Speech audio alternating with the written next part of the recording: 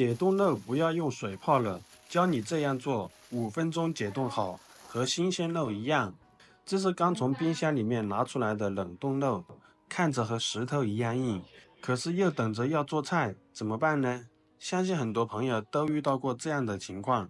下面就跟大家分享最近網上非常火的解凍肉的方法，不用水泡，5分鐘左右就能把肉解凍好。關鍵是解凍好的肉和新鮮的一樣。對此有很多朋友都表示懷疑，下面就跟大家展示一下。我們把肉放入大一點的碗中，往肉上面撒少許的食用鹽，一邊撒一邊用手塗抹均勻。一般道路結冰的時候，或者是下雪的時候，人們都會用一個巧妙的方法，就是撒鹽化雪。我們加入這個食鹽呢，它不僅起到一個融化冰塊的作用，同時它還具有消毒殺菌的作用。鹽在溶於水的過程中會釋放出大量的熱量，這個過程能夠加快冰的融化速度。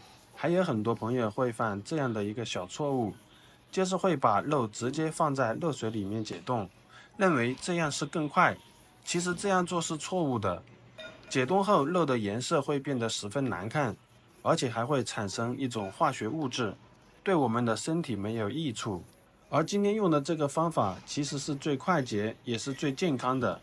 塗抹均勻以後，就放入大碗裡面靜置5分鐘。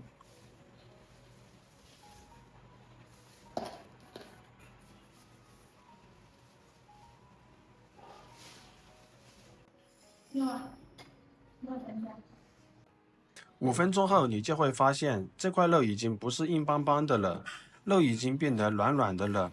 用手按壓能夠明顯的有勾芡，肉已經能夠掰得動了。這個方法真的是非常的靠譜。此時如果您覺得還切不動的話，那麼可以再進一步的操作，往肉上面撒少許的白醋，白醋中含有大量的醋酸，而醋酸能夠降低水的冰點，達到快速解凍的目的。而且白醋還能去腥，還能讓肉質更加的鮮美。做這些前奏也根本不耽誤炒菜的功夫。接下來倒入没過肉的清水，這樣浸泡1分鐘，也順便把肉的表面的鹽水給洗乾淨。記得不要用熱水，熱水一燙，肉質就會收緊，口感就會變得又乾又柴，一點都不好吃。現在就這樣浸泡2分鐘。時間到了，我們來看一看，肉已經變得更軟了。雖然這塊肉看着很大塊，但是也完全泡開了，方法十分有效。關鍵是顏色還特別新鮮，就像剛買回來的一樣。而且就像現在這個程度的肉質是最好切的，不管是切片還是切絲，都比較容易成型，而且可以切得很均勻。我們先把肉切成大塊，按照以上的方法來操作，肉不僅可以快速的解凍，而且還很好的保留住了肉的鮮嫩和口感，不管是裡層還是外層都沒有什麼變化，是不是又快又有效呢？接下來跟大家分享一個五花肉很好吃的做法，我們家鄉過節家家戶戶都會做的招牌菜板栗紅燒肉。我們先把肉改刀切成小塊一點，為什麼要切小一點呢？因為肉塊切得小巧均勻，不僅更容易熟透入味，而且吃起來一口一塊剛剛好，肥瘦相間，口感層次也會更加豐富。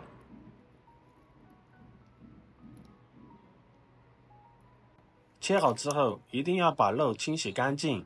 洗肉這一步千萬不能省，因為鮮肉表面可能會殘留灰塵或雜質。徹底洗淨不僅是為了乾淨衛生，更是為了去除肉的表面的血水和腥味，這樣燉出來的肉才會純粹鮮香，不會有那種奇怪的肉騷味。起鍋燒空氣，不用放油，直接把五花肉下鍋乾炒，利用鍋的溫度把五花肉裡面的肥油慢慢的炒出來，炒到表面金黃焦香的狀態就可以啦。這裡要多囉嗦一句，煸炒出油是這道菜肥而不膩的關鍵秘訣。至於油要煸炒到什麼程度，大家可以根據自己的喜好來。如果你怕油膩，喜歡乾香一點的口感，就可以多煸一會兒，把多餘的油脂都逼出來，這樣燉出來的肉吃起來一點都不膩，特別解饞。但如果你偏愛軟糯豐盈、入口即化的口感，那就不要煸得太乾，保留一點油脂，這樣燉煮時肉塊會更加滋潤軟爛。煸好後，先把肉夾出來備用。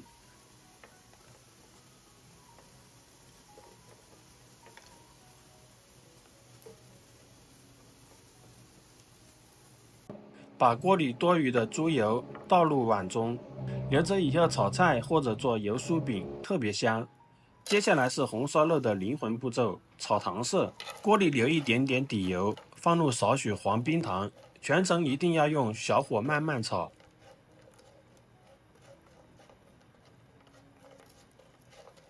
炒到冰糖融化，顏色變得微焦的琥珀色，然後把五花肉下鍋，小火翻炒。讓每一塊五花肉都均勻地裹上這層漂亮的糖色，這樣做出來的紅燒肉才會紅亮誘人。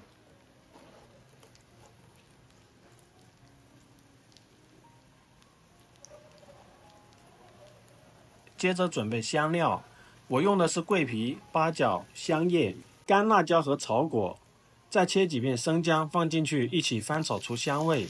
香料不用放太多，以免搶了肉的板栗本身的香味。再往鍋裡倒入半瓶啤酒去腥增香，然後加入沒過食材的開水，注意一定要加開水哦，加冷水會讓肉質瞬間收縮，吃起來發柴。調味加入生抽、老抽和蠔油，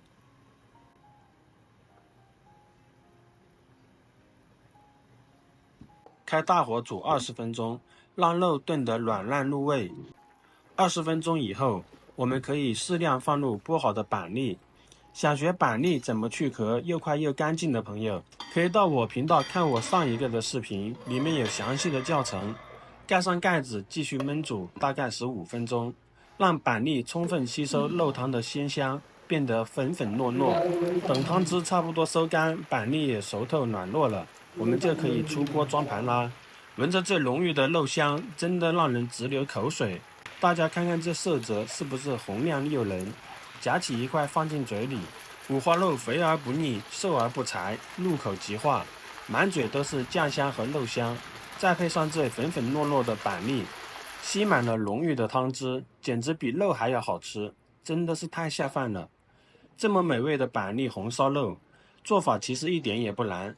如果您覺得這個做法還不錯，千萬別忘了幫我點個讚，分享給您的家人和朋友哦。您的支持就是我持續分享美食的最大的動力。關注我，每天為您分享更多好吃又簡單的家常菜。我是盼盼，我們下期視頻再見，拜拜。